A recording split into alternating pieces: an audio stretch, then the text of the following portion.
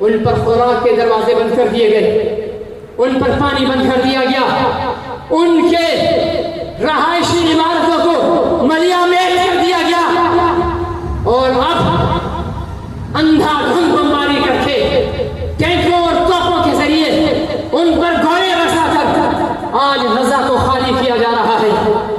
میں نے وہ تنومن مسلمان نوجوان دیکھے تھے جو یوں کھڑے ہوں تو پہاڑ لگے، لیکن اسرائیل کی ناکہ بندی کی وجہ سے وہ ہڈیوں کا ڈھانچہ بن کر اللہ کو پیارے ہو گئے۔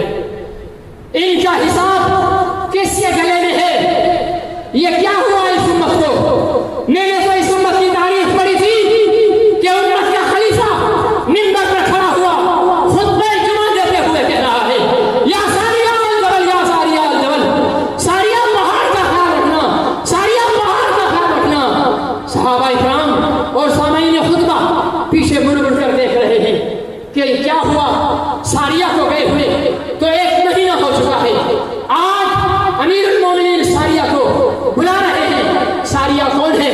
ایک مسلمان کمانڈر ہے جس کی قیادت میں 1 مہینہ پہلے لشکر امیر المومنین بھیج چکے تھے۔